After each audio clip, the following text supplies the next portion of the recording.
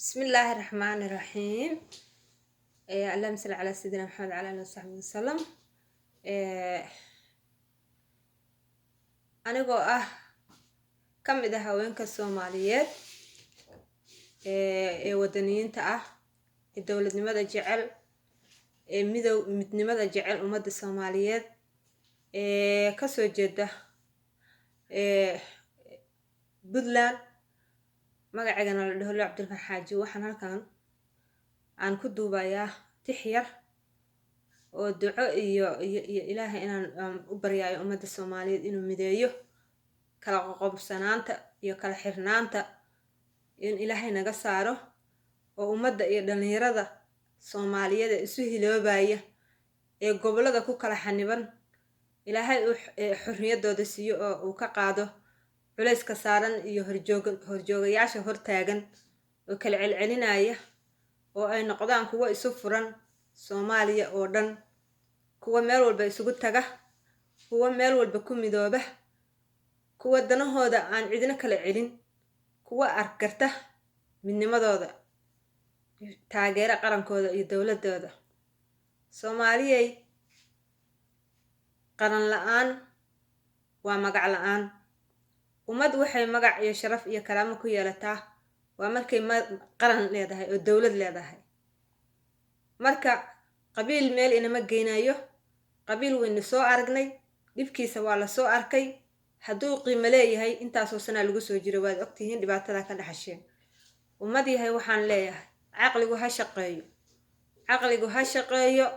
dowladdiina taageera, dowladdiina iyo xukuumaddiina qiimaha leh oo maanta hoggaanka inoo haya madaxweynaheena qaranka Maxamed Cabdullaahi Farmaajo iyo ra'iisul wasaare Khayre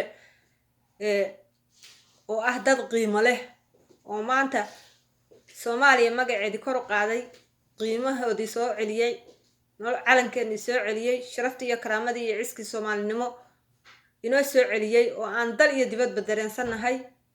waxaan leeyahay hala taageero shacabka Soomaaliyeedow, qarankeena taageera, qarankeena taageera. inuu qaranka taageerno. maamul goboleed wax uu yahay ma jiro.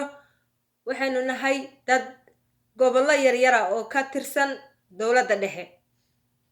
waxaynu hoos tegaynaa oo la shaqaynaynaa oo ka tirsannahay dowladda dhexe ee xamar. ma kala hari karno, ma kala maarmi karno, ma kala go'i karno.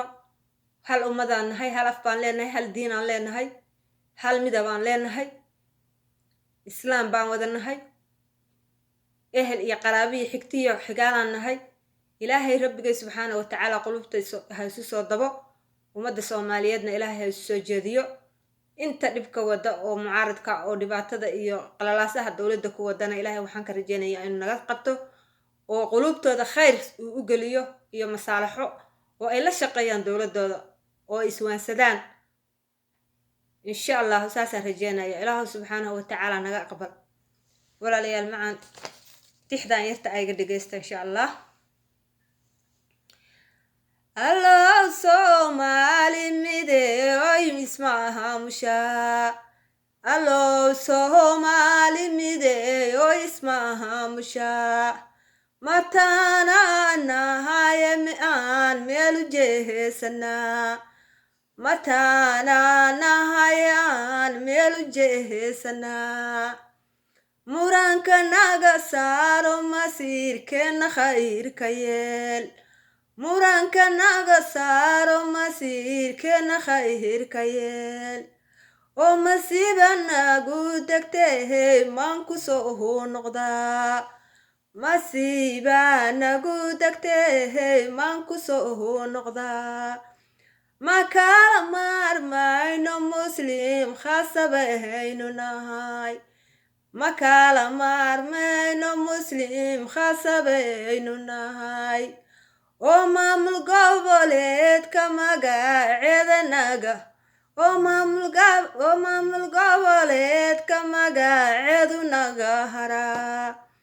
oo maamul goboleedka magaceedu naga haraa. dhalinta kala maqani ahay meel isugu tagaan. dhalinta kala maqani ay meel isugu tagaan.